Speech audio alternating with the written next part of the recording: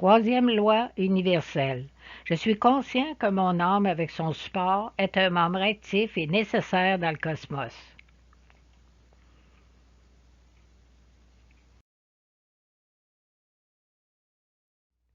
Rappel. Comme spécifié dans tous les diaporamas, l'information présentée dans cette série de vidéos est à grande partie tirée de l'œuvre de Mme Adéla Tremblay-Sergerie. Lorsque nous ferons référence à son œuvre, le texte sera en italique. Dans nos textes, comme dans ceux de Mme Adéla Tremblay-Sergerie, le terme « homme » désigne dans notre pensée à la fois les hommes et les femmes. Si vous avez des questions ou des commentaires, n'hésitez pas à communiquer avec nous.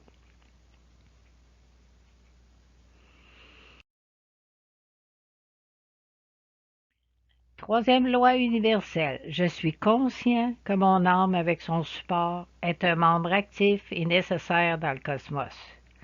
Dieu a créé un univers immense et pour unir toute cette matière à lui, il a créé l'homme. L'homme est aussi nécessaire à Dieu que Dieu est nécessaire à l'homme. L'un ne peut se passer de l'autre. Le cosmos est comme un immense navire qui vogue dans des espaces sans fin. Le capitaine de ce navire est l'homme. Le navire doit atteindre son port. Il ne peut faire naufrage. La matière ne peut rester indéfiniment sans retourner à Dieu.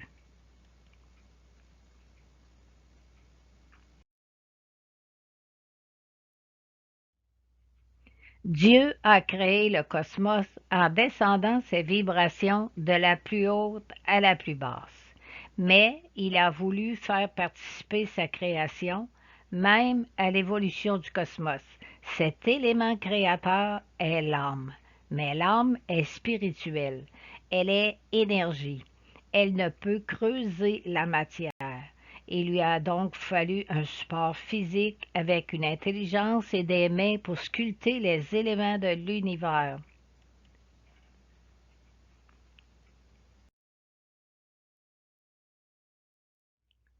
L'âme, c'est le rayon divin qui anime la conscience de l'univers. C'est la lumière qui brille lorsque tout semble s'éteindre et que le désespoir est aux portes de la conscience humaine. L'âme est le flambeau qui éclaire le chemin de toute créature intelligente et libre. C'est elle qui, réunie à d'autres, forme la grande conscience cosmique, la grande âme collective des choses. C'est la conscience de l'homme qui est le trait d'union entre la matière inanimée, la matière vivante sans conscience et toute la hiérarchie des êtres supérieurs et finalement Dieu.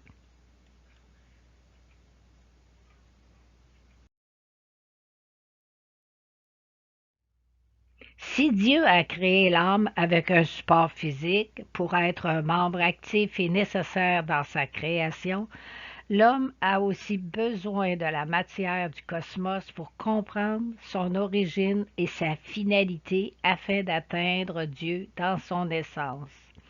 Il se doit d'agir avec conscience et amour dans son humanité et mettre tout son potentiel créateur au service de celle-ci.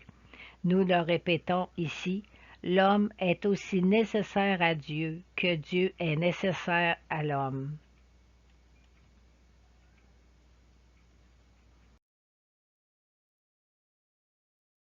L'évolution du cosmos dépend de l'implication de l'homme dans sa relation avec lui-même, les autres et l'environnement. Elle dépend conjointement de l'implication de l'homme avec le divin.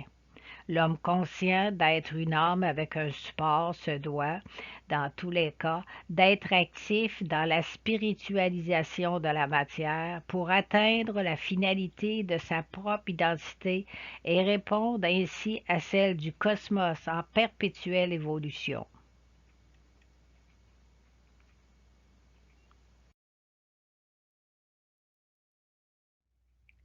Oui, le cosmos est en continuelle évolution. Il se crée toujours des mondes.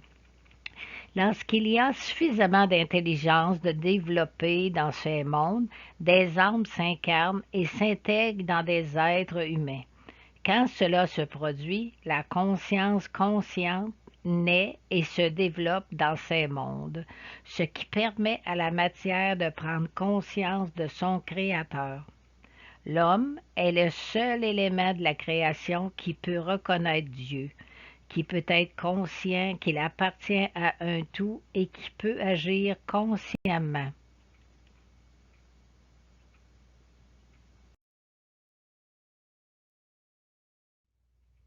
Cette conscience amène l'homme à voir, à percevoir et à ressentir localement les endroits ou les circonstances qui demandent une intervention.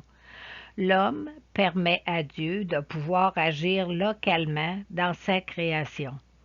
C'est comme si Dieu était au siège social de l'univers, mais il délègue à l'homme le soin d'agir localement pour faire en sorte que son projet se développe selon son plan original.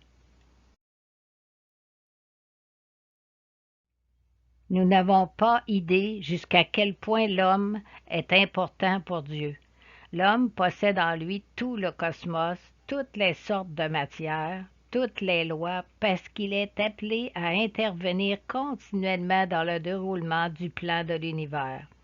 La matière obéit aux lois universelles et cela se fait instinctivement plutôt que consciemment. Seul l'homme doté de la plus haute évolution bio-spirituelle de l'univers agit consciemment.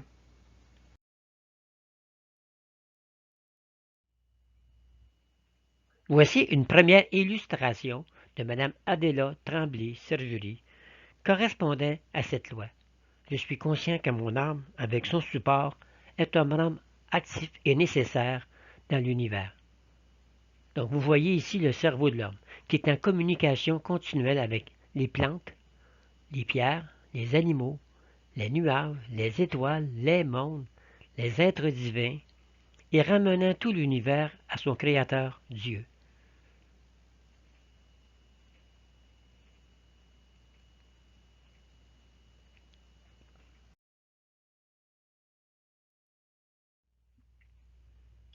Une autre illustration montrant l'influence de l'âme sur le cosmos.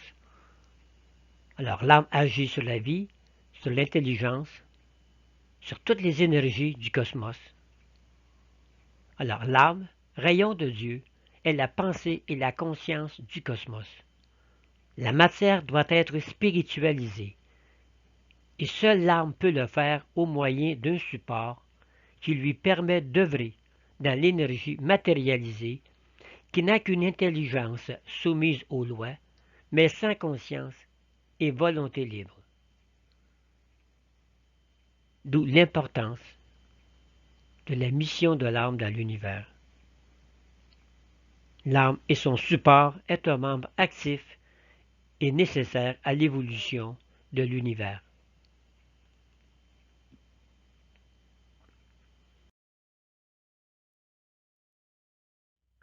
Nous terminons notre étude de la troisième loi en vous suggérant ces affirmations que vous pouvez répéter 6 fois pendant 6 jours au rythme 120.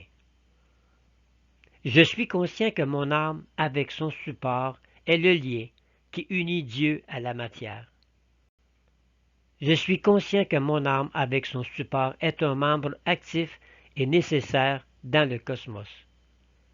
Je suis conscient que tous les hommes sont actifs et nécessaires dans le cosmos.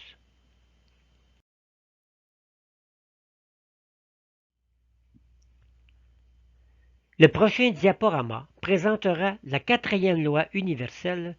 J'agis comme membre responsable de l'équilibre du cosmos. L'homme cosmique 6 est un homme qui a une motivation universelle. Il connaît, respecte et active les lois universelles. Bonne évolution.